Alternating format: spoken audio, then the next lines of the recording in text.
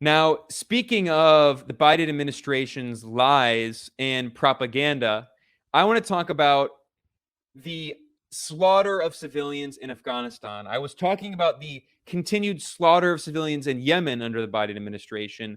I want to talk about how the Pentagon investigated itself after slaughtering a family of Afghan civilians and then said, "Oh, well, we committed no wrongdoing. Don't worry. It's totally fine. We didn't do anything in Afghanistan. We didn't commit any war crimes."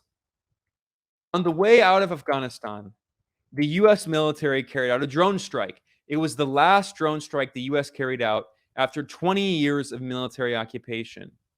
And when the US carried it out, originally, Washington claimed, and the media parroted Washington's claims, that it was an airstrike on an ISIS operative of so-called ISIS Khorasan, ISIS-K, which, by the way, the former president of Afghanistan, he said pretty explicitly that ISIS-K were U.S. puppets, as he put it. So anyway, the U.S. used this idea that it was going to attack this guy who knew about ISIS-K operations. Well, in reality, what the U.S. did, the drone strike, is actually kill a family of civilians in Afghanistan. Okay, so the Pentagon investigated itself. It admitted, after the media all claimed, they all just echoed this lie from the Pentagon, because that's what mainstream media outlets are handmaidens, water boys for the Pentagon and the CIA. They claimed originally that no civilians were killed. Then they said, well, the Pentagon admitted that civilians were killed. Then they said, okay, the Pentagon is going to investigate itself. They're going to investigate itself for potential war crimes. And here's the BBC title: Deadly U.S. drone strike in Kabul did not break law, Pentagon says. Okay, the U.S. slaughtering a family of Afghan civilians didn't break the law. Thanks, Pentagon. Thanks, U.S. military. I'm really glad to see that you care about transparency. So cynical. I mean, how can this not make you furious? It makes me angry. That's certainly it's infuriating. Here we go. A U.S. drone strike that killed 10 Afghan civilians, that slaughtered an entire family, was an error that did not violate any laws. A Pentagon inspector said following an investigation, which should be in scare quotes. You can't investigate yourself. Quote, "It was an honest mistake," said U.S. Air Force Inspector Lieutenant General Sami Saeed. Now, of course, they pick someone who is an Arab American to try to pretend like they care about, or he might not be Arab American, someone from probably a Muslim background with the name Sami Saeed.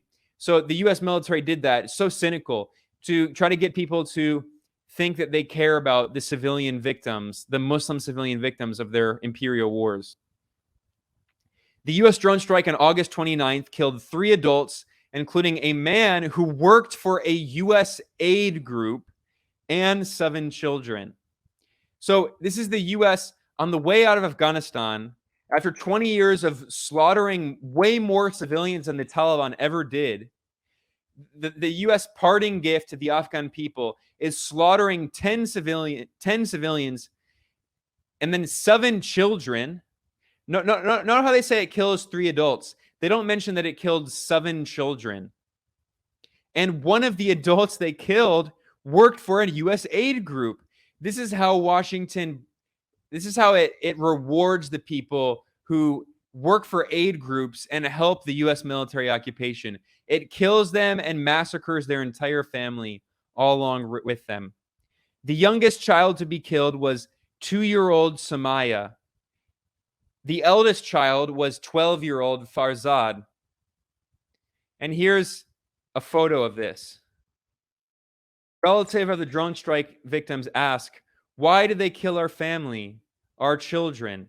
Briefly, I'll play a brief clip. Normally, I don't play BBC, but just so you can see the image of these civilians, these Afghan civilians slaughtered by the Pentagon in what, don't worry, the Pentagon assures us did not break any laws. Well, on the line now with us from Kabul is Ramin Youssoufi. He says his cousin and 6 of his cousin's children were killed in yesterday's drone strike. Ramin John, thank you very much for joining us here on the program. I just want to first of all ask you what actually happened. Yeah, thanks. Hi for everyone that hear my sound. We lost about 10 members of our family that I have listed here in my hand. The 3 are a young person and the 7 others are children. Let me that I name everyone what his age. Am I right that he was the head of our family? He had 40 years and he was 14 years old in a charity 40, organization. Sorry. The other one from the youngest, no sir. He is at 30 years and he was the officer of National Army. And the other... Obviously, his accent's a bit hard to understand, but here are some photos of the children, 7 children slaughtered in this Pentagon drone strike. But don't worry, no laws violated. Just 7 Afghan children slaughtered, just disposable. Don't worry. Two of the children slaughtered. Here's another child slaughtered by the U.S. military. Here's another slaughter, but another. Don't worry, no laws violated. Here's one of the adults. So, and here we go. Here's more photos. Here's another photo. But don't worry, the Pentagon assures us no laws were violated. This is what happens when you let the military investigate itself. And by the way, as I've talked about in another video, the U.S. military was being investigated for war crimes in Afghanistan by the ICC. But what happened? The ICC dropped that investigation. The International Criminal Court dropped that investigation into U.S. war crimes committed in Afghanistan after the U.S. imposed sanctions on the International Criminal Court and threatened family members of people who work for the ICC. I mean, can you be any more of a rogue regime, any more of a rogue state that threatens the International Criminal Court, which the U.S. refuses to be part of, by the way, refuses to be a signatory to?